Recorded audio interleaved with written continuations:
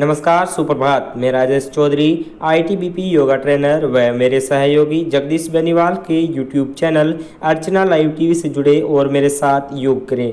Corona कोविड-19 की परिस्थिति को देखते हुए आयुष मंत्रालय भारत सरकार द्वारा जारी थीम घर पर योग परिवार के साथ योग के आधार पर आयोजित हमारे इस कार्यक्रम से जरूर जुड़ें। अर्चना लाइव टीवी से जुड़े सभी महानुभावों का मैं हार्दिक स्वागत व अभिनंदन करता हूँ।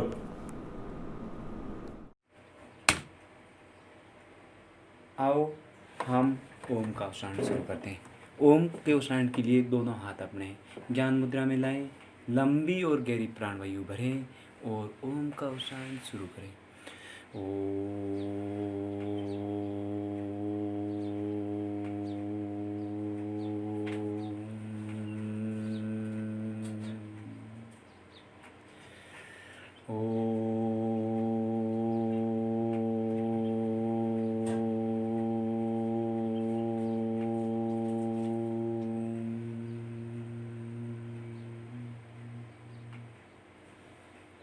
अब प्रार्थना के लिए तैयार हो जाएं।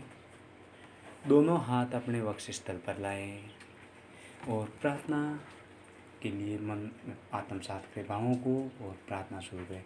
ओम सगन्ध्व सदन्ध्व समनो मानसी जानताम देवा भाग्यम यथा पूर्वे चंजनाना उपासते चंजनाना उपासते।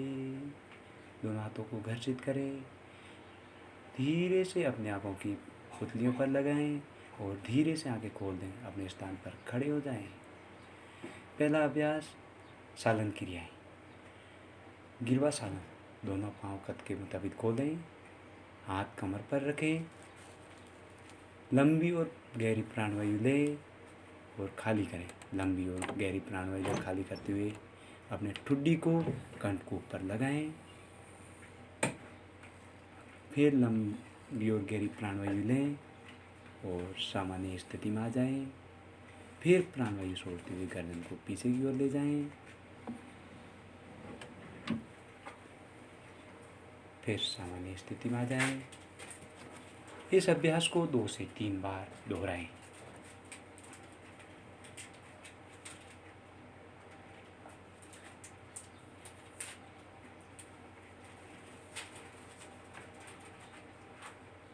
गर्दन को दाईं और बाईं झुकाना।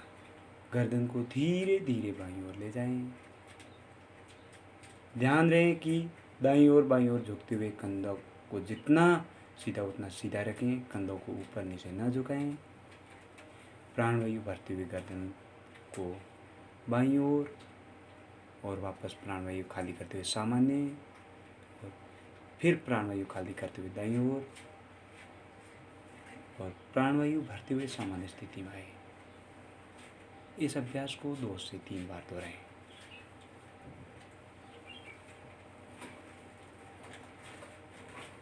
तृतीय क्रिया गर्दन को घुमाना। गर्दन को क्लॉकवाइज और एंटी क्लॉकवाइज घुमाएं। इस क्रिया को 2 से 3 बार करें।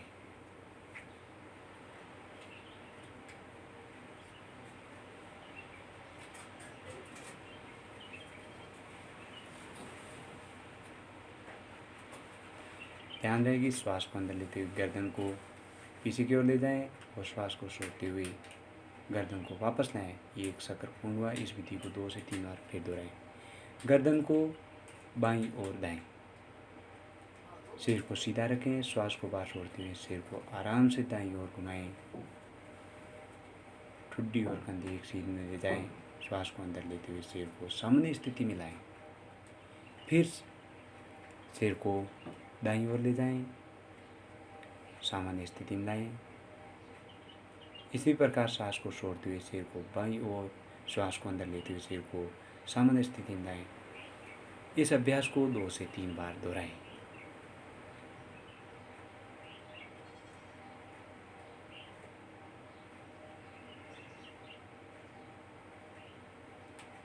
अब सामान्य स्थिति में खड़े हो जाएं।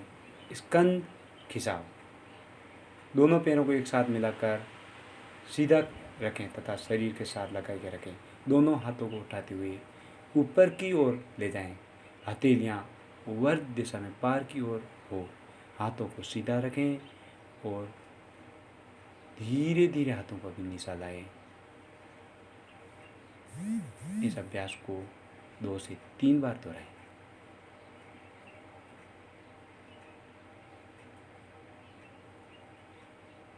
श्वास को अंदर लेते हुए बगल से अपनी दोनों भुजाओं को सिर से ऊपर उठाएं। हथेलियाँ ऊपर दिशा में श्वास को छोड़ते हुए भुजाओं को नीचे की तरफ लाएं। उंगलियों को मिलाते हुए दोनों हाथों को पूरी तरह खुला रखें। स्कंद संचालन। बाएं हाथ की उंगलियों को बाएं कंधे पर रखें, दाएं हाथ की उंगली को दाएं कंधे पर रखें। श्वास अंदर लेते हुए दोनों हाथों को आगे की ओर से पीछे की ओर ले जाएं। इस अभ्यास को क्लॉकवाइज और एंटी क्लॉकवाइज करें।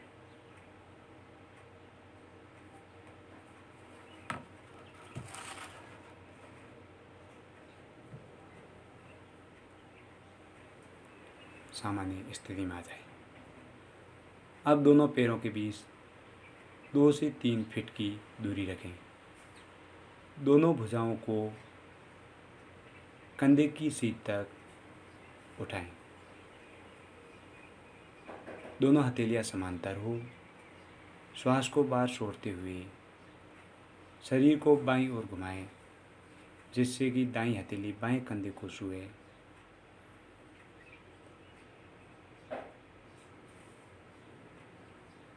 श्वास को अंदर लेते हुए पूर्व स्थिति में वापस आएं। श्वास को छोड़ते हुए शरीर को दाईं ओर घुमाएं, जिससे कि बाईं हथेली दाएं कंधे को छुए। श्वास को छोड़ते हुए सामान्य स्थिति में आए। इस तरह 1 चक्र पूर्ण हुआ। इस विधि को 2 से 3 बार दोहराएं।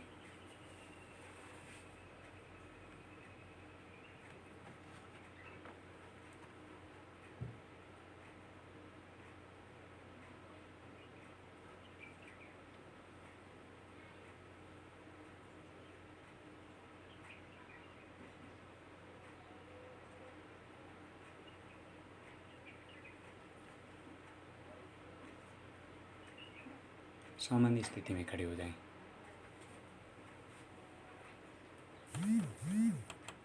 स्कंद संचालन। दोनों हाथों को ऊपर उठाते ऊपर लाएं।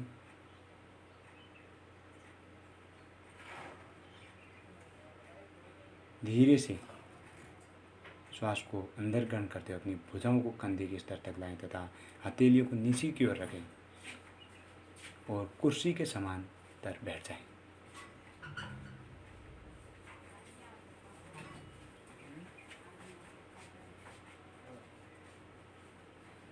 अभ्यास की अंतिम स्थिति दोनों भुजाएं समांतर स्थिति होनी चाहिए। श्वास को छोड़ते हुए फिर ऊपर आ जाएं।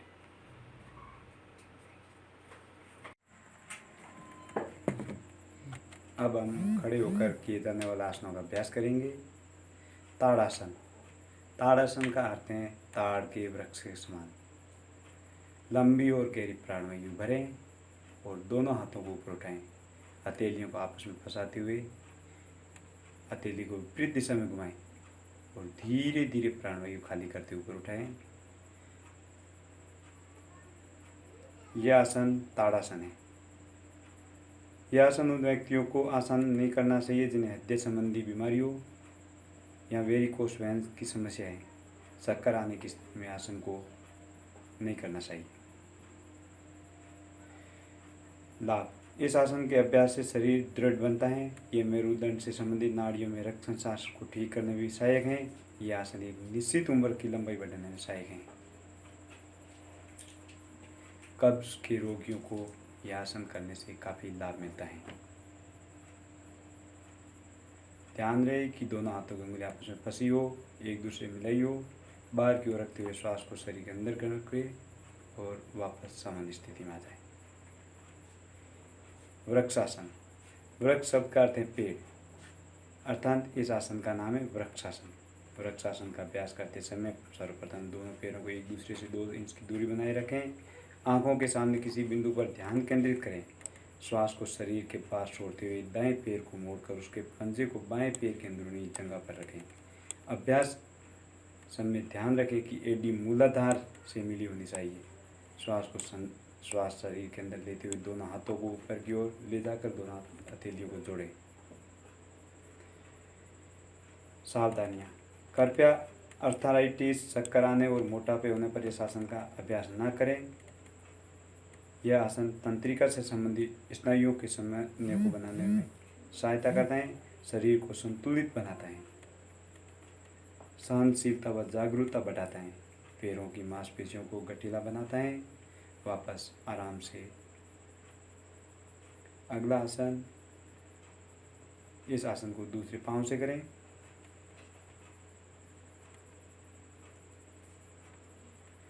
ध्यान रहे कि जब दोनों हाथ ऊपर हो, दोनों हथेलियां मिली हो।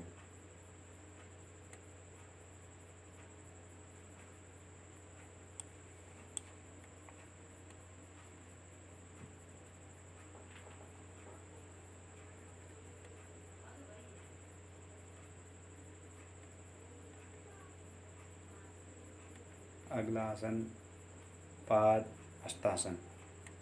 प्राणवायु भरते हुए दोनों हाथों को ऊपर ले जाएं और प्राणवायु को खाली करते हुए दोनों हाथों को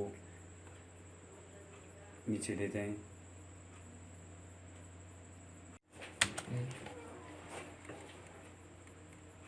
श्वास को छोड़ते हुए इस प्रकार झुके रहना चाहिए कि हथेलियां पृथ्वी का स्पर्श करने लगे। वापस श्वास को भरते हुए धीरे धीरे ऊपर आए। लाभ। मेरुदंड को लचीला बनाते हैं, जठराग्नि प्रदीपित करता है, कब्ज तथा मासिक धर्म से संबंधित समस्याओं से बचाता है। सावधानियाँ। हृदय अथवा पीठ से संबंधित समस्याओं, उदर शोथ, हर्निया, अल्सर, चक्कर संबंधी रोगों तथा गर्भावस्था के समय इस अभ्यास को नहीं करना चाहिए। वापस आराम से खड़े हो जाएं। अगला आसन अर्ध चक्रासन। दोनों हाथों को कमर पर रखें। दोनों हाथों की सभी अंगुलियों से कमर की पीछे की ओर पकड़ें। सभी अंगुलियां ऊर्ध्वमुखी और अर्धमुखी स्थिति में हो। सिर को पीछे की ओर झुकाते हुए गिरवा की मांसपेशियों को खींचना चाहिए। श्वास लेते हुए कटी भाग से पीछे को झुकना है चाहिए। श्वास को बाहर छोड़ते हुए धीरे धीरे ऊपर आ जाएं। लाभ। अर्ध चक्रासन के अभ्यास से मेरुदंड लचीला बनता है तथा मेरुदंड से संबंधित नाड़ियाँ मजबूत बनती हैं। गिरवा की मांसपेशियों को मजबूत बनाता है, श्वास क्षमता बढ़ाता है। सर्वाइकल स्पाइन डिस्क में ये लाभकारी है। सावधानियाँ। यदि आपको चक्कर आता हो तो इस आसन का अभ्यास करने से बचें। उच्च रक्तचाप वाले व्यक्ति अभ्यास करते समय सावधानी। अगला आसन त्रिकोण आसन। दोनों पाँवों को कद के मुताबिक खोल दें, हाथों को ऊपर उठाएं और धीरे धीरे दाईं ओर झुकें। जब आप दाईं ओर झुकते हो तब आपकी नज़र हाथों की ऊपर वाले हाथों की हथेलियों की ओर हो। लाभ। पैर के तलवों से संबंधित विसंगतियों से बचाता है। पेंडिया जागे कटी भाग की मांसपेशी को मजबूत बनाता है, मेरुदंड को लचीला बनाता है तथा फेफड़ों की कार्य क्षमता को बढ़ाता है। इसी आसन को एक बार दाएं और बाएं दोनों तरफ से करें और इस आसन को सावधानियाँ। स्लिप डिस्क और साइटिका और उदर के रोगियों को इस आसन को नहीं करना चाहिए। शरीर की कार्य क्षमता तथा सीमा से परे जाकर न करें। शरीर को सीमा में अधिक न खींचें। अभ्यास करते समय यदि आप जमीन को छू न सके तो घुटनों को छूने का प्रयास करें। अब हम बैठकर किए जाने वाले आसनों का अभ्यास करेंगे।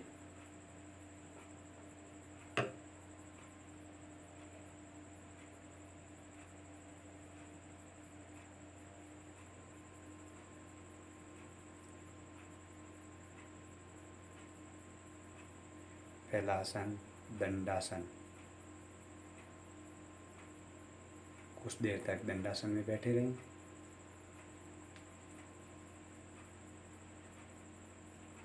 वे शरीर को ढीला छोड़ें।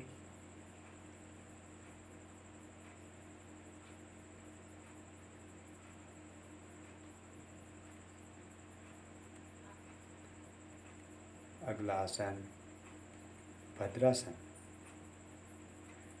दोनों पैरों को सामने की ओर सीधा फैलाकर बैठ जाएं। दोनों हथेलियों निपल के पास रखें। अब दोनों पाँव को जांघों वापस मोड़ें और दोनों पाँव को पिंडली को मूलाधार पर लगाएं और दोनों पाँव को हिलाएं। भद्रासन का अभ्यास शरीर को दृढ़ रखता है, मस्तिष्क को स्थिरता प्रदान करता है, घुटनों और नितंब के जोड़ों को स्वस्थ रखता है, घुटनों का दर्द कम करने में भी सहायता प्रदान करता है, उदर के अंगों की क्रियाशील करता है और उदर में होने वाले किसी भी तरह की त्रुटि के हिसाब में सामान्य करता है। सावधानियाँ: पुरानी तथा अत्यधिक पीड़ा देने वाली आर्थराइटिस साइटिका से ग्रसित व्यक्ति को इस आसन का अभ्यास नहीं करना चाहिए।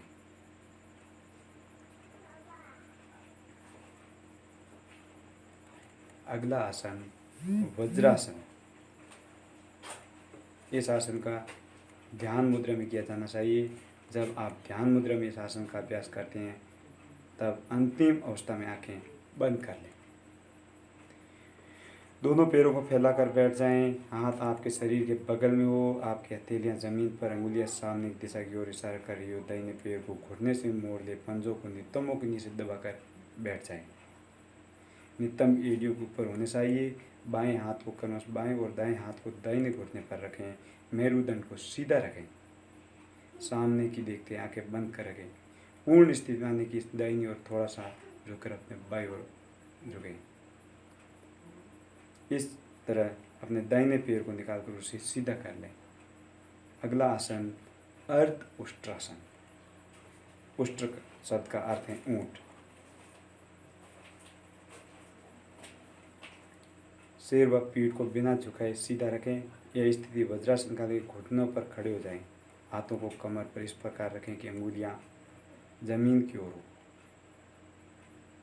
धीरे धीरे वापस आ जाएं।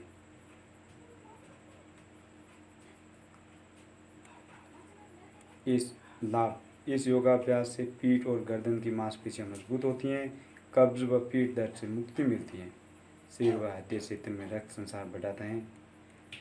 यह योगाभ्यास हृदय रोगियों के लिए अत्यंत लाभदायक है।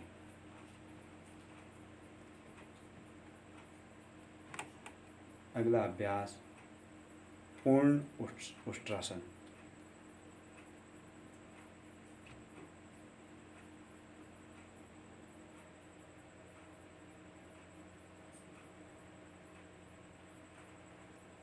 वापस कुछ देर के लिए दंडासन में आ जाएं।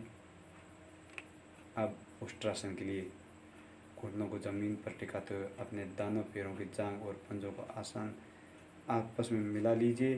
पंजों को बार की तरह रखते हुए जमीन पर फैला दीजिए। पीछे की ओर झुके और धीरे धीरे दाहिने हाथ से दाहिनी एड़ी और बाएं हाथ से बाईं एड़ी को पकड़ने का प्रयास करें। अंतिम स्थिति में जांघ को जमीन पर रखते हुए सिर को हल्का सा पीछे की ओर खींच कर रखें। वापस आराम से। अगला आसन शशांक आसन। दोनों पाँवों को आपस में खोल दें। लंबी और गहरी प्राणवायु भरें और प्राणवायु को खाली करते हुए ठुड्डी को और अपने वक्ष स्थल को जमीन पर लगा दें। शशांक आसन का अभ्यास तनाव, क्रोध आदि को कम करने में सहायक है। यह जनन अंग संबंधी कब्ज से मुक्ति दिलाता है, पाचन क्रिया संबंधी व पीठ दर्द से छुटकारा दिलाता है। अधिक पीठ दर्द होने पर इस आसन को नहीं करना चाहिए। कुछ देर तक यहीं रुके रहें। प्राणवायु को सामान्य करें।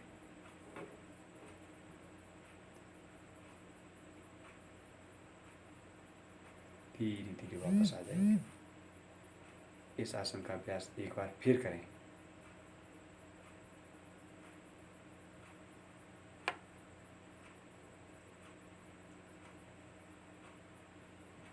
घुटनों से संबंधित पीड़ा होने पर इस आसन को न करें।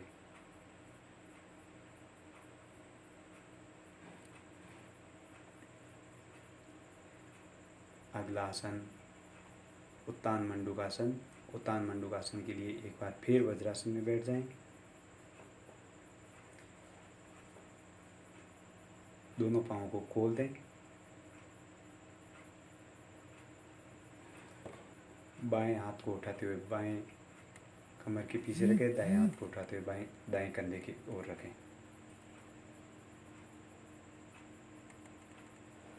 कुछ देर तक इसी स्थिति में बैठे रहें।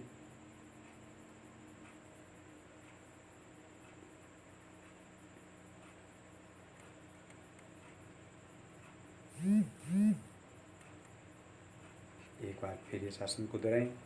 यह आसन पेट दर्द और गिरवा की तकलीफ से छुटकारा दिलाता है। यह आसन शरीर के मध्य भाग के लिए लाभदायक है। यह फेफड़े की कार्य क्षमता में वृद्धि करता है। एक बार फिर दंडासन में आ जाएं। अगला आसन वक्रासन। वक्रासन के लिए बाएं पैर को मोड़ें। श्वास को बाहर छोड़ते हुए शरीर को दाईं तरफ झुकाएं। बाएं हाथ को दाएं घुटने के पास लाएं और दाएं पैर को अंगूठे पर पकड़ लें अथवा हथेलियों को दाएं पैर के पास रखें और पीछे की ओर देखें।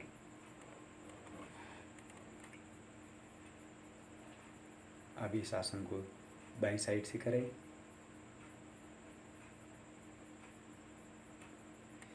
मेरुदंड की अस्थियों में लचीलापन बढ़ाता है, कब्ज को दूर करने में सहायता प्रदान करता है, पैंक्रियाज की शक्ति बढ़ाता है व मधुमेह से संबंधित रोगियों के लिए आसन काफ़ी लाभदायक है। वापस दंडासन में आ जाएं।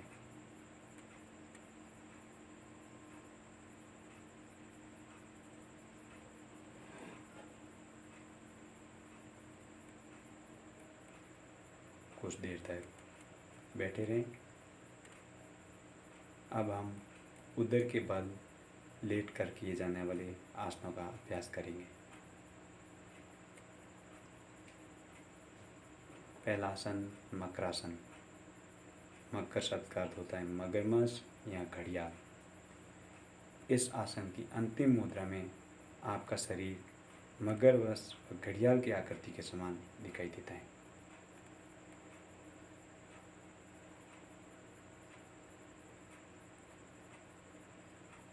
दोनों पाँवों को खोल के रखें। पंजे बाहर की ओर हो और एडी अंदर की ओर हो।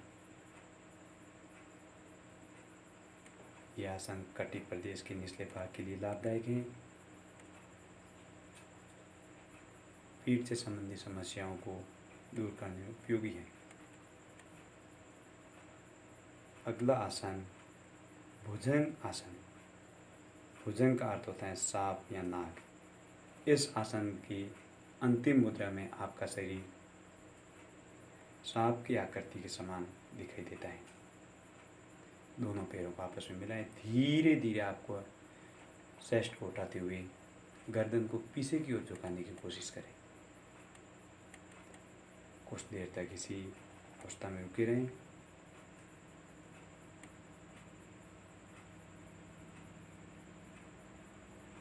पैरों को उतना ही तान कर कटी क्षेत्र के मेरुदंड में कोई भार या तनाव न हो।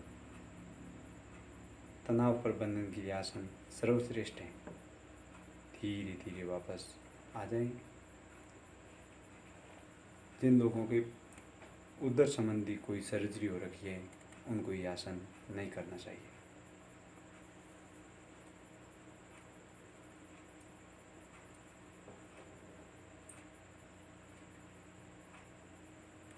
अगला आसन सल्पासन। सल्प शब्द का अर्थ होता है टिड्डी होते हैं, जो एक प्रकार का कीड़ा होता है। सर्वप्रथम मकरासन की स्थिति में लेट जाएं। ठुड्डी को जमीन पर टिकाकर दोनों हाथों को शरीर के बगल में रखें। ध्यान रहे कि हथेलियाँ ऊपर की ओर होनी चाहिए। श्वास खींचते हुए घुटनों को मोड़े बिना पैरों की जमीन से जितना हो सके उतना उठाएं।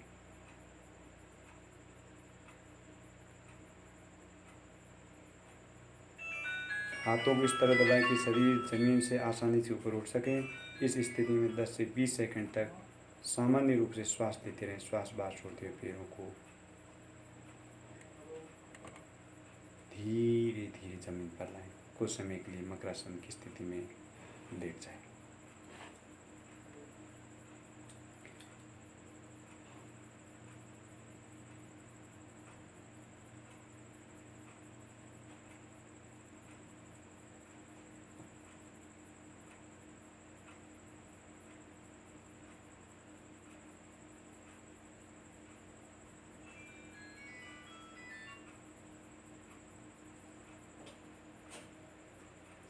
अब हम पीठ के बल लेट कर किए जाने वाले आसनों का अभ्यास करेंगे।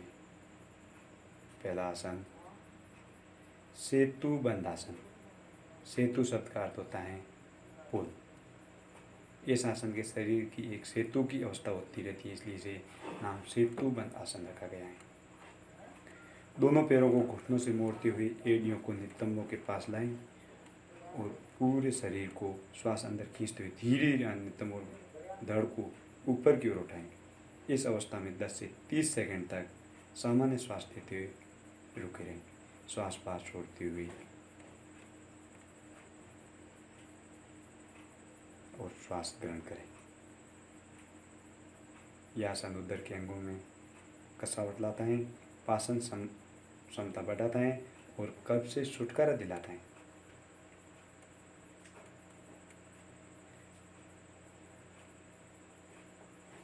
कुछ देर तक श्वासन में लेटे रहें। आप धीरे धीरे दोनों पाँवों को मिला लें। उत्तान पाद आसन। उत्तान का अर्थ होता है उठाना, पाद का अर्थ होता है पाँवों को। धीरे धीरे अपने पाँवों को 30 डिग्री तक उठाएं। श्वास लेते हुए घुटनों को बिना मोड़े धीरे धीरे अपने पैरों को ऊपर उठाएं और 30 डिग्री का कोण बनाएं। सामान्य श्वास अवस्था में कुछ देर तक ठहरे, धीरे धीरे वापस आ जाए।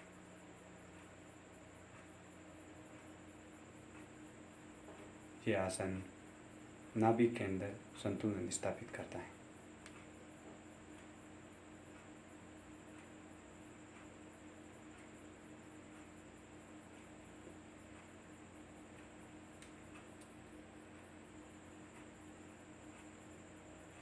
अगला आसन अर्ध हलासन।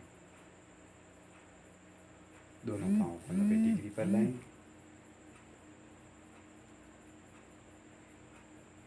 थोड़ी देर तक इसी अवस्था में बने रहें।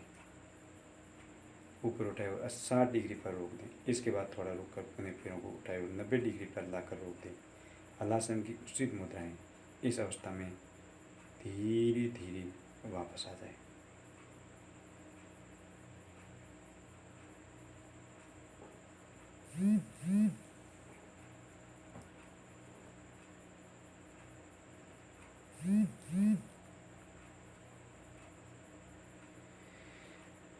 कुछ देर तक शवासन में लेटें। अगला आसन पवन मुक्तासन होगा। पवन मुक्तासन के लिए दोनों पाँवों को चेस्ट पर लाएं। अपने नाक को अपने घुटनों पर लगाएं।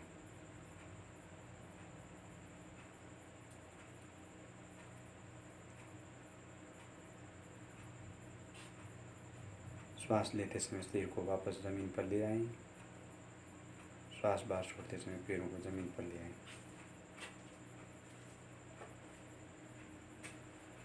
अभ्यास के अंत में श्वास में आराम करें। लाभ: यह पीठ की मांसपेशियों और मेरुदंड के स्नायुओं को सुगठित बनाता है।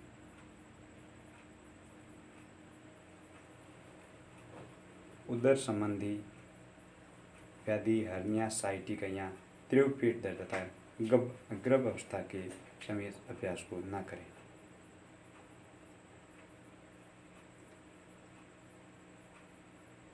अगला आसन शवासन। शव का अर्थ होता है मृतदेह। हाथों के हथेली आसमान की तरफ हो। पूरे शरीर को ढीला छोड़ दें। कुछ देर तक इसी अवस्था में बने रहें।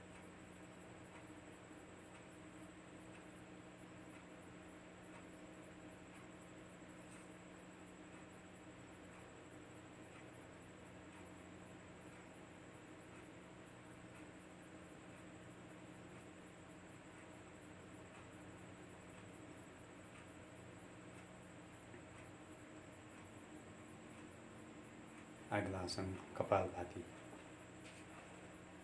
लंबी और गहरी प्राणवायु लें और खाली करें। एक बार फिर लंबी और गहरी प्राणवायु लें, खाली करें।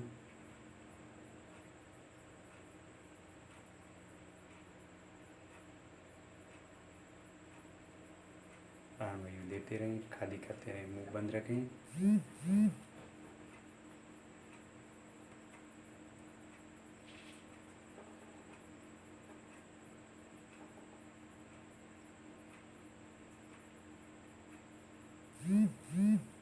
कपालभाति कपाल को शुद्ध करता है, कफ विकारों की समस्या समाप्त करता है। यह जुकाम, साइनोटाइटिस, अस्थमा, श्वास संबंधी रोगियों के लिए लाभदायक है। धीरे से आराम से बैठ जाएं। अगला अभ्यास नाड़ी शोधन, अनुलोम विलोम।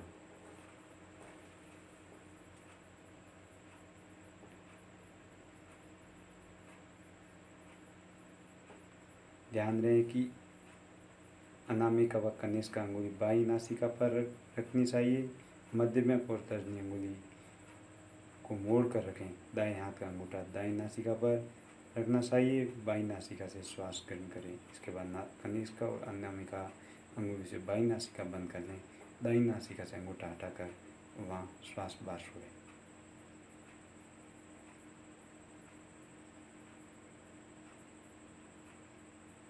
यह पूरी प्रक्रिया नाड़ी शोधन या अनुलोम विलोम प्राणायाम का एक चक्र है। यह पूरी प्रक्रिया 5 बार दोहराई जानी चाहिए।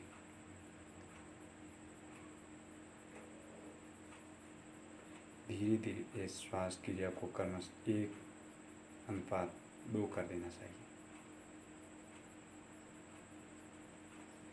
श्वास क्रिया मंद, समान, नियंत्रित होनी चाहिए।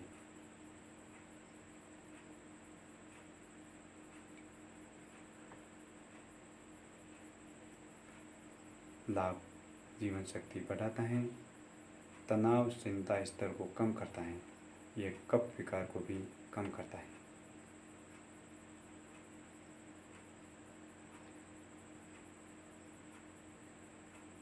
अगला प्राणायाम शीतली प्राणायाम। शीतली प्राणायाम के लिए पद्मासन में बैठ जाएं। शीतली का अर्थ होता है शीतल होता है। यह साधक को चित्त शांत करता है और मन की व्यग्रता को दूर करता है, जैसा कि शीतली प्राणायाम नाम से भी स्पष्ट है। पद्मासन अथवा किसी अन्य आसन में बैठ जाएं। जीभ को किनारों में मोड़कर ट्यूब का आकार बना लें। इस ट्यूब जीभ से श्वास लेते हुए जितना हो सके हवा शरीर के अंदर प्रवेश करें और मुंह बंद कर लें। नासिका संदर्भ से धीरे धीरे श्वास छोड़ें। इस क्रिया को 2 से 3 बार दोहराएं। लाभ: शीतली प्राणायाम रक्त को शुद्ध करता है, शरीर में शीतलता लाता है। उच्च रक्तचाप वाले व्यक्तियों के लिए विशेष लाभप्रद है। यह भूख और प्यास का शमन करता है। अगला अभ्यास भ्रामरी प्राणायाम। भ्रामरी शब्द है ब्रह्मण से लिया गया है, जिसका मुख्य अर्थ है भौरा। इस प्रकार प्राणायाम के अभ्यास के समय निकलने वाला स्वर भौरे के मान गुंजन होगा।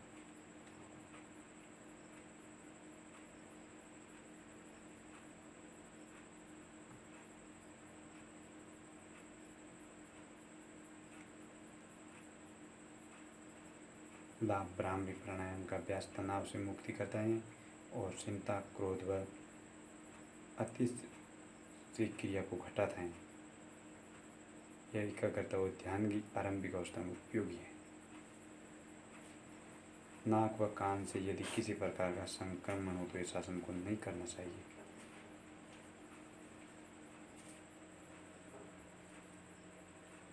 ध्यान: कुछ देर तक ध्यान की अवस्था में बैठ जाएं।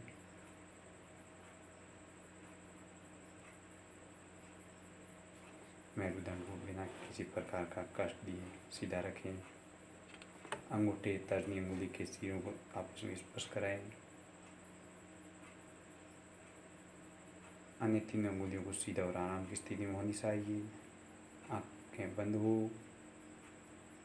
मुख को ऊपर उठा के रखें। ध्यान योगाभ्यास का सबसे महत्वपूर्ण घटक है।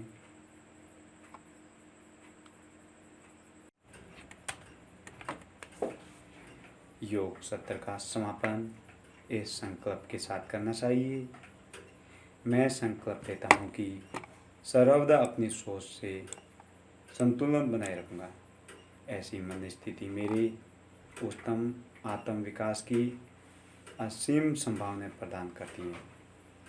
मैं अपने कर्तव्य निर्वाह के प्रति, कुटुंब और कार्य के प्रति तथा समाज व समूचे विश्व में शांति, स्वच्छता और सौंदर्य के प्रसार के लिए कर्तव्य संकल्प देता हूँ। अब कमर गर्दन सीधी करके बैठ जाएं, आंखें कोमलता से बंद कर दें। लंबी और गहरी प्राणवायु लें और खाली करें। एक बार फिर लंबी और गहरी प्राणवायु लें और खाली करें। अपना ध्यान आज्ञा चक्र पर रखें।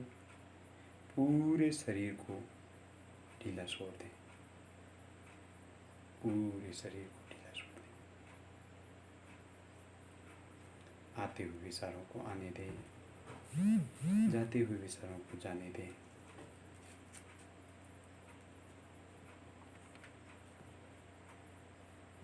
मन में बुरे विचार हैं उनको निकाल दें। जो अच्छे विचार आ रहे हैं उनको ग्रहण करें। अब 3 बार ओम का उच्चारण करेंगे। ओम के उच्चारण के लिए लंबी और गहरी प्राणवायु भरें और ओम का उच्चारण शुरू करें।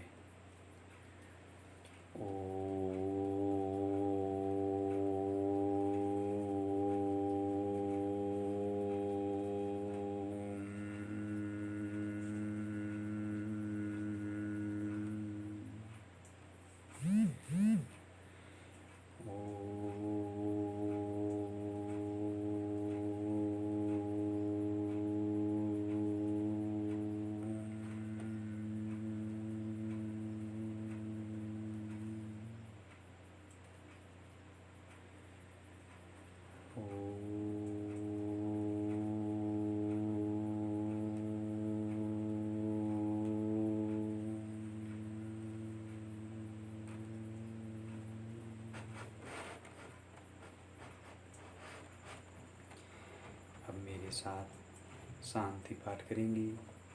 ओम सर्वे भवन्तु सुखिनः, सर्वे सन्तु निरामया, सर्वे भद्राणि पश्यन्तु, मा कश्चित् दुःखभाग् भवेत्। ओम शांति शांति शांति।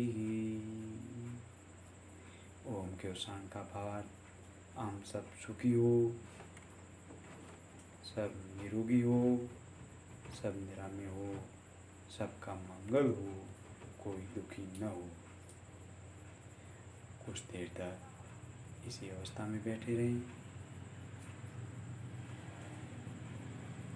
अपने माता पिता, अपने बुजुर्ग ने, अपने इष्ट देवी देवताओं को मन में याद करें।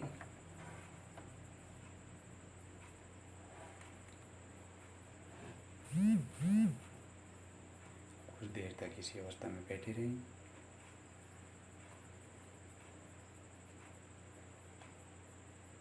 दोनों हाथों को आपस में घर्षित करें। एक बार फिर घर्षित करें।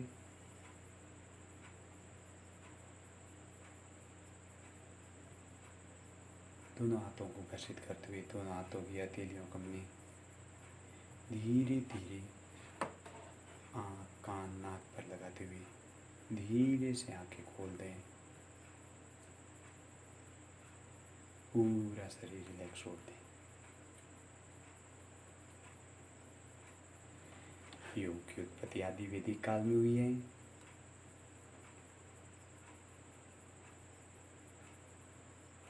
स्वस्थ जीवन के लिए योग करना अति आवश्यक है। योग करने आपके तन मन पूरे शरीर को आराम मिलता है।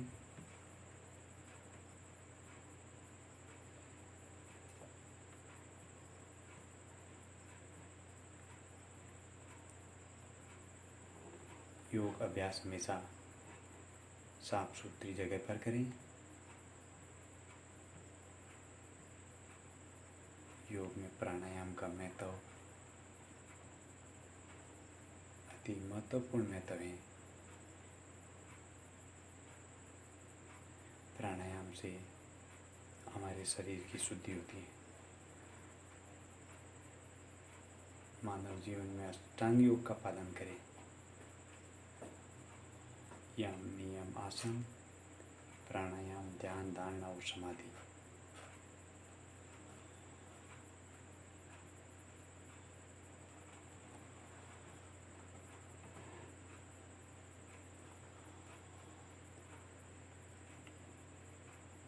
आपके शरीर को शुद्धि प्रदान करने के लिए हमेशा षटक्रम का भी अभ्यास करें। षटक्रम में धोती वस्ती नीति नौली त्राटक और कपालभाति का अभ्यास हमेशा करें।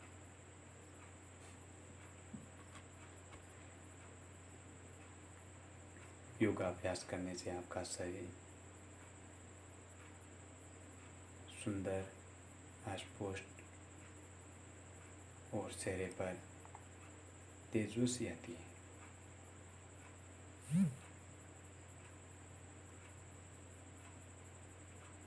योगाभ्यास करने से व्यक्ति की चेतना जागृत होती है, तनाव दूर होता है।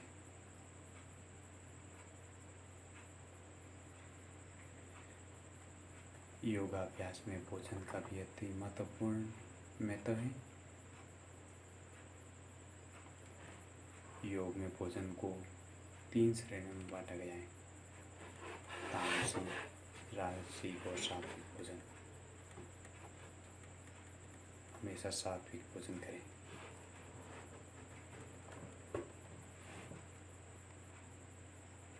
योगाभ्यास में त्रिदोष भी बताए गए हैं: वात और पित्त और कफ।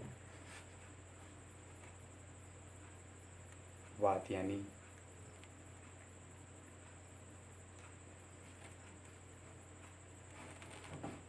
हमारे शरीर में वायु का घनत्व ज़्यादा होने पर हमारे शरीर में जहाँ घुटने में कहीं दर्द होता है वह वात होता है।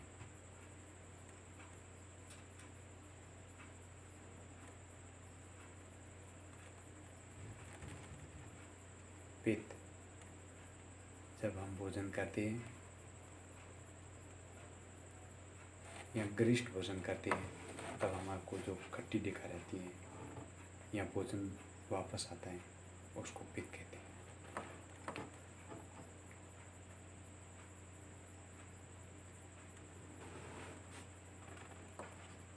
आज के योगाभ्यास को हम यही समाप्त करेंगे।